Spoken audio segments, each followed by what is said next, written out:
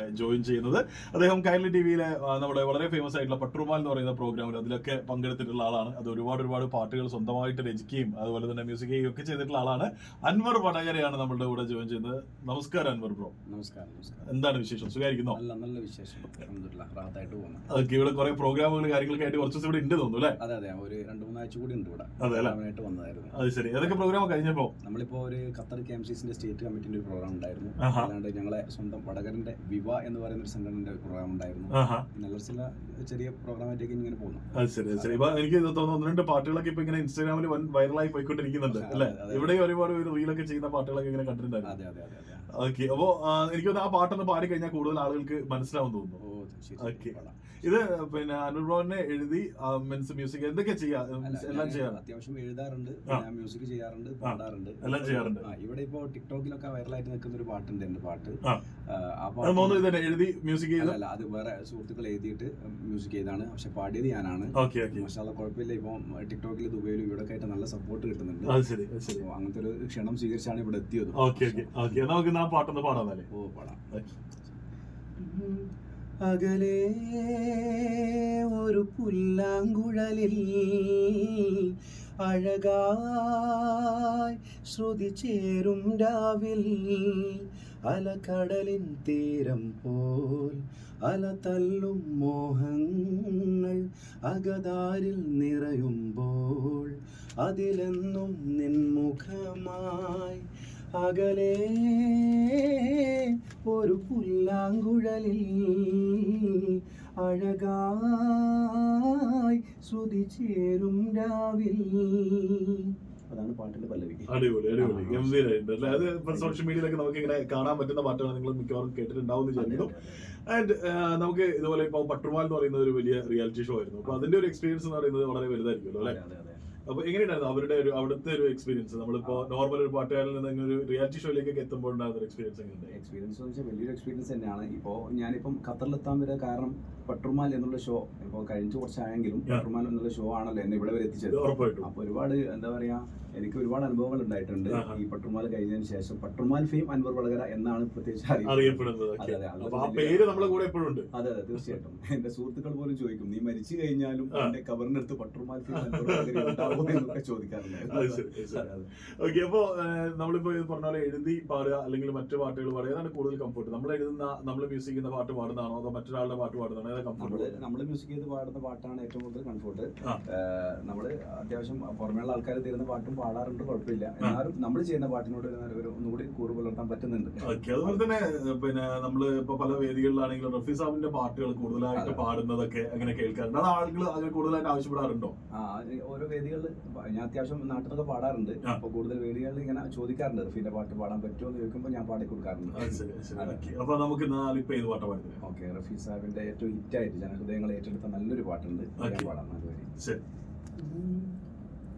आने से उसके आए बहार, जाने से उसके जाए बहार, बड़ी मस्तानी है मेरी महबूबा, मेरी जिंदगानी है मेरी महबूबा, आने से उसके आए बहार, जाने से उसके जाए बहार, बड़ी मस्तानी है मेरी महबूबा, मेरी जिंदगानी है मेरी महबूबा.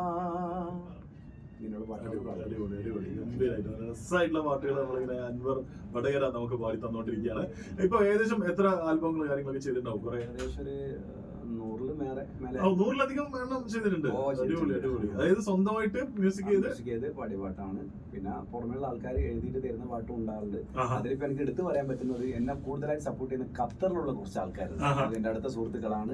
നമ്മുടെ നാട്ടിൽ നിന്നായാലും ഖത്തറിൽ നിന്നായാലും ഒരുപാട് നല്ല എന്താ പറയാ ഹൃദയം കൊണ്ട് ഏറ്റെടുത്തിട്ട് സപ്പോർട്ട് ചെയ്യുന്ന കുറച്ച് ആൾക്കാരുണ്ട്, സുഹൃത്തുക്കൾപ്പെട്ടെ. അതിലുള്ള മെയിൻ ഒരാൾ കാരണം തന്നെയാണ് ഞാൻ ഇവിടെ ഈ റേഡിയോ സ്റ്റേഷനിൽ വന്നിരിക്കുന്നതും. ആളെ ഞാൻ പറയാം, റിയാസ് കുറുമ്പയിൽ ഒട്ടനവധി പാട്ടുകൾ എഴുതി കമ്പോസ് ചെയ്ത് കണ്ണൂർ ഷെരീഫ് മുതൽ ഒരുപാട് കലാകാരന്മാർ പാടി ഞങ്ങൾ ഏറ്റെടുത്തൊരു കലാകാരനാണ്. പിന്നെ റിയാസ് കുറുമ്പേല്, അതുപോലെ സലീം കുറുമ്പേല്, ഇവിടെ ഇപ്പോൾ സപ്പോർട്ട് ചെയ്തുകൊണ്ടിരിക്കുന്ന ഹാഷിം വടകര എന്ന ഞങ്ങൾ സ്നേഹത്തോടെ കാശി എന്ന് വിളിക്കുന്ന ഒരാള്, പിന്നെ ഞങ്ങളുടെ കൂട്ടത്തില് നമ്മള് കോമഡി കൊണ്ടും ത്രില്ല് കൊണ്ടും നമ്മളങ്ങ് ത്രസിപ്പിക്കുന്ന ഒരാളുണ്ട് നമ്മുടെ കൂട്ടത്തില്, ഷെരീഫ് നെട്ടൂർ എന്നുള്ള വ്യക്തിയാണ്. അതുപോലെ അൽത്താഫ് പള്ളിക്കാട്, ഇവിടുത്തെ മെയിൻ പ്രിയ ഗായകനാണ് അൽത്താഫ് പള്ളിക്കാട്. അങ്ങനെ ഒരുപാട് ആൾക്കാർ മാഷാ അല്ലാഹ് നല്ല സപ്പോർട്ടാണ് എനിക്ക് ഇതുവരെ കിട്ടിയത്. ഇൻഷാ അല്ലാഹ് അത്രയും വലിയ സപ്പോർട്ട് നമ്മുടെ ഫ്രണ്ട്സിന്റെ അടുത്ത് കിട്ടുക എന്ന് പറയുന്നത് തന്നെ വലിയ കാര്യമാണ്. അതെ അതെ. അതിന് ഇനിയിപ്പോ ബ്രോ തന്നെ ചെയ്തിട്ടുള്ള ഏറ്റവും കൂടുതൽ ഇതുപോലെ ആളുകൾ ആവശ്യപ്പെടുന്ന പാട്ടിൽ ഏതായിരിക്കും കൂടുതൽ ആളുകളുടെ നേടിയിട്ടുള്ള ഒരു പാട്ട്? ആവശ്യപ്പെടുന്ന പാട്ട് എന്ന് ചോദിച്ചാല് ഏറ്റവും കൂടുതൽ ഇപ്പം ഇവിടെ വന്നിട്ട് ആവശ്യപ്പെട്ടത് ഞാൻ നേരത്തെ പറഞ്ഞില്ലേ, പുല്ലാങ്കുഴൽ, അങ്ങനെ ഒരു പുല്ലാങ്കുഴൽ എന്ന പാട്ടാണ് നാലുപേര് ഞാൻ പാടിയല്ലോ. പിന്നെ ഞാനും എന്റെ മോനും ഒക്കെ കൂടിയിട്ട് ഒരു പാട്ട് പാടിയിട്ടുണ്ട്, സുവർഗത്തിലെ കല്യാണം എന്നുണ്ട്.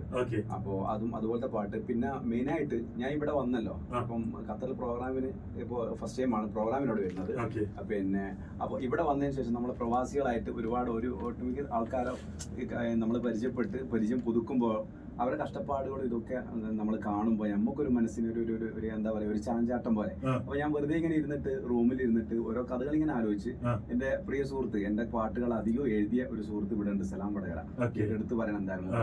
അപ്പൊ മൂപ്പര് എഴുതി, ഞാൻ കഥകൾ പറഞ്ഞു കൊടുത്തിട്ട് മൂപ്പര് എഴുതിയിട്ട് ഞാൻ തന്നെ മ്യൂസിക് ചെയ്തിട്ട് ഇൻഷാ അല്ലാഹ് ഇപ്പൊ അടുത്ത് നമ്മളെ ഇവിടുത്തെ പ്രിയ കലാകാരൻ ഗസൽ സിംഗറാണ് ഷക്കീർ സരിക എന്ന് പറയുന്ന വ്യക്തി, ആ വ്യക്തിനെ കൊണ്ട് ഓർക്കസ്ട്ര ചെയ്യിച്ചിട്ട് ഇൻഷാ അല്ലാഹ് പാടാൻ വേണ്ടി വെച്ചിരിക്കുകയാണ്. അതൊരു 4 പേര് ഞാൻ ഇവിടെ പാടുന്നുണ്ട് എന്തായാലും. Thank you. റിലീസ് ആവാത്ത പാട്ടാണ് അല്ലേ? അതിന് പല്ലവി ഞാൻ എന്തായാലും പാടാം. ശരി.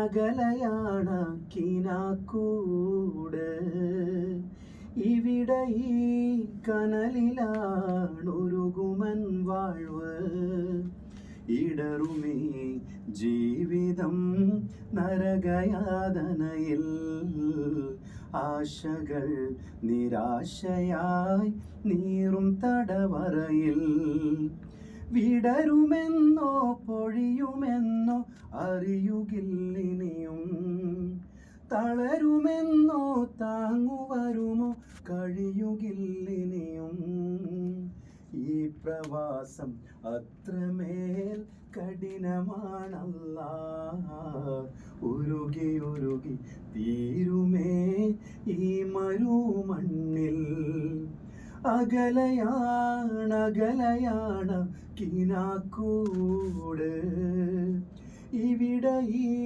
കനലിലാണൊരുകുമൻ വാഴ്വ്. ഇതാണ് ആ സോങ്. അടിപൊളി. വളരെ രസമായിട്ട് തന്നെ വരട്ടെ, നല്ല ഗംഭീരമായിട്ടുണ്ട്. ഇനി അത് പുറത്തിറങ്ങി വരുന്ന സമയത്ത് പാടാൻ കൂടി കാരണം ഒരു വിഷയമുണ്ട്. നമ്മളെ അടുത്തൊരു വടകരയുള്ള ഒരു വലിയൊരു കലാകാരൻ ഇപ്പോ മിനിയാന്നായിട്ട് ഇവിടുന്ന് മരിച്ചു പോയി.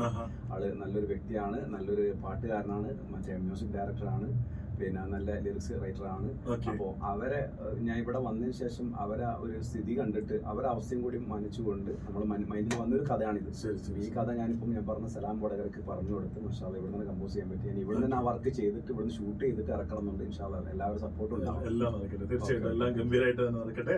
വളരെ സന്തോഷം ബ്രോ സംസാരിക്കാൻ കഴിഞ്ഞതിൽ. അപ്പോൾ ഇനിയും ഒരുപാട് അവസരങ്ങൾ ഉണ്ടാവട്ടെ, പല പ്രോഗ്രാമുകൾ ഇനിയിപ്പോ വരുന്ന ദിവസങ്ങളിലൊക്കെ ഉണ്ടാവട്ടെ എന്നുള്ള കാര്യം കൂടി ആശംസിക്കുകയാണ്. Okay, thank you. നെക്സ്റ്റ് സോങ്ങിലേക്ക് പോകാൻ നമുക്ക് കൂടുതൽ ജിബിനാണ്.